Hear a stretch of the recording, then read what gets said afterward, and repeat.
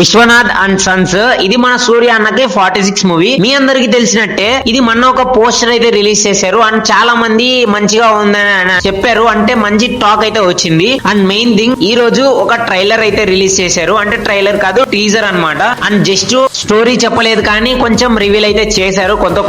And దీని గురించి మనం ఈ రోజు రివ్యూ చెప్పబోతున్నాం. అండ్ వీళ్ళు సితారా ఎంటర్టైన్మెంట్స్ అయితే తీసుకున్నారు ఈ మూవీని. అండ్ మనకు చాలా చాలా మెయిన్ థింగ్ ఏంటి అంటే ఈ మూవీ స్టోరీ. అండ్ స్టోరీ మాత్రం కొత్తగానే ఉంది. ఈ జూలైలో ఏ మూవీస్ రాకపోవడం దీనికి చాలా అదృష్టం అనుకోవచ్చు. ఎందుకంటే మూవీస్ ఏదైనా వచ్చాయంటే తగ్గుతుంది కలెక్షన్స్ అన్నమాట. అండ్ మెయిన్ థింగ్ మన రెట్రో తర్వాత ఫ్లాప్ నుంచి వస్తున్నాడు కాబట్టి మనకు కొంచెం బూస్టప్ ఉండాలి. జూలైలో ఏ మూవీ లేదు. అండ్ జూలై తర్వాత ఉన్నాయి మూవీస్. జూలైలో అయితే ఏ మూవీ లేదు ఇప్పటి వరకు. ఏది కూడా కన్ఫర్మ్ అవ్వలేదు, జస్ట్ రూమర్స్ మాత్రమే. అండ్ ఈ మూవీ జూలైలో రాబోతుంది. అండ్ నెక్స్ట్ లెవెల్ సూర్య అన్న కంబ్యాక్ మూవీ అన్నమాట ఇది. ఎందుకంటే రెట్రో తర్వాత చాలా చాలా ట్రోల్స్ ఇదైంది, చాలా ఇది చేశారు. అండ్ లుక్స్ బాగాలేవన్నారు. ఈ లుక్స్ మాత్రం సూపర్ ఉన్నాయి, నెక్స్ట్ లెవెల్ ఉన్నాడు.